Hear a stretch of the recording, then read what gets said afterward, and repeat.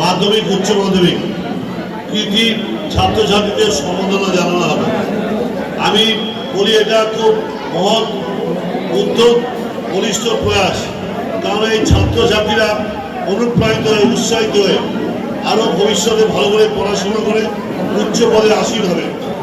আমি শুধু তাদের উদ্দেশ্যে একটা কথা বলবো, চরিত্র ঠিক রেখে প্রকৃত শিক্ষায় শিক্ষিত হয়ে মা বাবাকে যেমন দেখবে, সেরকম সমাজের জন্য দায়িত্ব পালন করবে, রাজ্যের জন্য দায়িত্ব পালন করবে, দেশের জন্য দায়িত্ব পালন করবে, কখনো আত্মকেন্দ্রিক হবে না।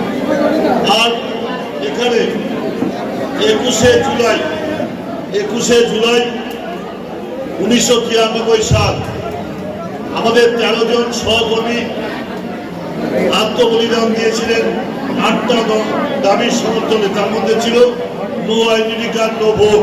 শুধু 13 জন সহকর্মীকে আপনার নমস্কার জানাবেন, প্রণাম জানাবেন। একজন হচ্ছে হরিদেবপুরের দিলীপ দাস, 2 নম্বর বিজয়গড়ের কল্যাণ ব্যানার্জি, 3 নম্বর কসবার প্রদীপ রায়, 4 নম্বর সোনাপুর ডি গ্রামের রতন মণ্ডল, 5 নম্বর যাদবপুরের মুকুন্দপুরের শ্রীকান্ত শর্মা, দমদমের বন্দন দাস, বিশ্বনাথ রায়, কাস্তাপাড়ার কেশব বৈরাগী, হুগলির অসীম দাস, গাইঘাটার রঞ্জিত দাস, মেদিনীপুরের মোহাম্মদ খালেক। আর একজন আইনজীবী ভাই হয়নি। এই 13 জন সহকর্মীকে আমরা হারিয়েছিলাম। সেদিন আশা করেছিলাম যে সিপিএম বড় বড় কথা বলে, শান্তির কথা বলে, তাদের উদ্দেশ্যে বলি, সেদিন মুখ্যমন্ত্রী ছিলেন জ্যোতিবাবু। তিনি দুঃখ প্রকাশ তো দূরের কথা, সেই শহীদ পরিবারকে সমবেদনাটুকু জানাননি।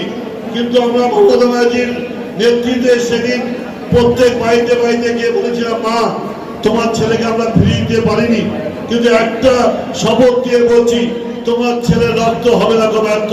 সেই শহীদের রক্ত ব্যর্থ হয়নি। আজকে অত্যাচারী, স্বৈরাচারী, ভ্রষ্টাচারী, ব্যভিচারী সিপিএমকে আমরা এই জগদ্দল পথরটাকে আমরা পশ্চিমবাংলা থেকে সরিয়ে দিয়েছি। আপনাদের আশীর্বাদ, আপনাদের দোয়া, আপনাদের ভালোবাসার সমর্থন দিয়ে 2011 সালে 294টি আসনের মধ্যে 184টি আসনে আমরা জয়লাভ করেছি। মমতা ব্যানার্জি বলেছিলেন, যতদিন আমি বেঁচে থাকবো, আমার একজন কর্মীও বেঁচে থাকবে, ততদিন এই শহীদদের পরিবারের পাশে আমরা থাকবো। আজকে 32 বছর হয়ে গেছে, 32 বছর। আজও মমতা ব্যানার্জি ও তৃণমূল কংগ্রেস কর্মীরা সেই শহীদদের পরিবারে আসে। আপনি এখানে এতগুলো মানুষ আছে, কেউ 21শে জুলাই আমন্ত্রণ পত্র পেয়েছেন? পাননি। কিন্তু শহীদের পরিবাররা আমন্ত্রণ পত্র পেয়ে গেছে মমতা ব্যানার্জি। তারা সেই মঞ্চে উঠবে, মমতা ব্যানার্জি আলাদা বাস করে নিয়ে গিয়ে ওদের সম্বোধনা দেবেন। এটা হচ্ছে মমতা ব্যানার্জি। মমতা ব্যানার্জি ক্ষমতায় আসার পর আমরা হিন্দু, মুসলমান, শিখ, খ্রিস্টান সবাই একসঙ্গে বসবাস করছি, একসঙ্গে অনুষ্ঠান করছি, একসঙ্গে ধর্ম পালন করছি। এটা সম্প্রীতি ফিরে এসেছে। আজকে বাংলায় প্রগতি হয়েছে, গ্রামে গঞ্জে যান, সব দেবেন উন্নয়ন হয়েছে। আর আজকে আমরা সবাই একসঙ্গে হয়েছি, একতা। তাই গর্ব করে বলি, সম্প্রীতি, প্রগতি ও একতা। আমাদের মুখ্যমন্ত্রীর নাম মমতা, আমাদের মুখ্যমন্ত্রীর নাম মমতা। আজকে অনেকেই অপপ্রচার গুচ্ছা করছে, 26শে বিধানসভা নির্বাচন আসবে, দেখুন অনেকেই অপপ্রচার গুচ্ছা করবে। কিন্তু বাংলার মানুষ বলছে যে যতই করুক অপপ্রচার গুচ্ছা, শীত গ্রীষ্মে মমতা ব্যানার্জি ভরসা, মমতা ব্যানার্জি ছাড়া বিকল্প কিছু নেই। আর তার সেনাপতিকে অভিষেক ব্যানার্জি, সে মুখে বলেননি, তার কাজের মাধ্যমে বুঝিয়ে দিয়েছে যে ডায়মন্ড লোকসভা ভারতবর্ষের মডেল লোকসভা হবে। তাই ভারতবর্ষের একমাত্র সাংসদ যে নিঃশব্দ বিপ্লবের মাধ্যমে সমস্ত মানুষকে জানান দিয়েছে। এই মহতী অনুষ্ঠানে যারা পরীক্ষার্থী এসছেন, কৃতি ছাত্রছাত্রী এসছেন, তাদের বলবো এখানে যে লেখাগুলো আছে সেই লেখাগুলো পারলে লিখে নিয়ে যান। হযরত মুহাম্মদ কি বলেছেন, নজরুল ইসলাম কি বলেছেন, রবীন্দ্রনাথ ঠাকুর কি বলেছেন, বিবেকানন্দ কি বলেছেন, মহাত্মা গান্ধী কি বলেছেন, লিখে নিন।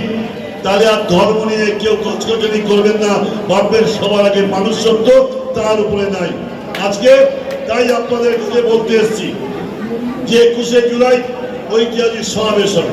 সেই সমাবেশকে সাফল্যমণ্ডিত করার জন্য এই সবাই আছেন এখানে আমার সমস্ত সতীর্থ সহযোদ্ধা।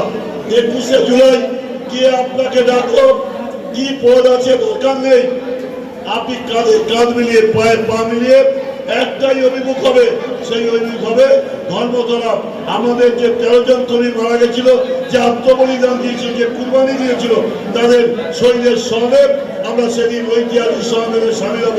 আর সেদিন মমতা ব্যানার্জি যা নির্দেশ দেবেন, আগামী 26-এ বিধানসভায় প্রত্যেকটা আসনে তৃণমূল কংগ্রেস প্রার্থীদের জয়যুক্ত করে মমতা ব্যানার্জিকে চতুর্থবারের জন্য আমরা মুখ্যমন্ত্রী করব।